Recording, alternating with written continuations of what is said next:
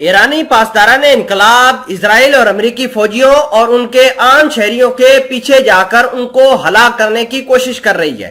آج قبرص میں اسرائیلیوں کے خلاف ایرانی پاسداران انقلاب کا بڑا حملہ ناکام بنا دیا گیا ہے۔ ایرانی انقلابی گارڈ سے منسلک سیل نے اسرائیلی اہداف، امریکی اہداف اور یہودی شہریوں پر حملے کا منصوبہ بنایا تھا، جسے امریکہ اور قبرص کی لوگوں نے ناکام بنایا ہے۔ قبرص کے حکام نے ملک میں اسرائیلیوں کے خلاف ایرانی پاسداران انقلاب کے حملوں کو ناکام بنا دیا ہے۔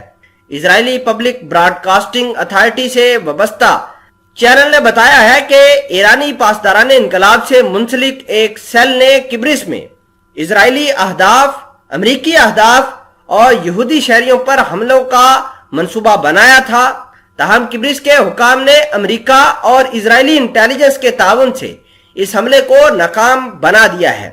قبرص اخبار فل نیوز نے نامعلوم ذرائع کے حوالے سے کہا ہے کہ جمہوریہ قبرص کے علاقے میں دہشت گردی کی کارروائیوں کو روکا گیا ہے۔ اندازوں کے مطابق اس کارروائی کا مقصد امریکی یہودی نژاد شہریوں کو قتل کرنا تھا۔ اس منصوبے کے مجرم وہ انٹیلیجنس سروسز ہیں جو بظاہر ایرانی پاسداران انقلاب سے منسلک ہیں۔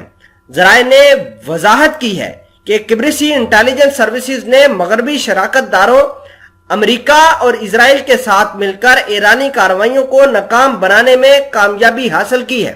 اسرائیلی اخبار نے قبرصی ذرائع کے حوالے سے بتایا ہے کہ جزیرے کی انٹیلیجنس سروسز حالیہ مہینوں میں سیل کی نقل و حرکت پر نظر بنائے رکھے ہوئے ہیں۔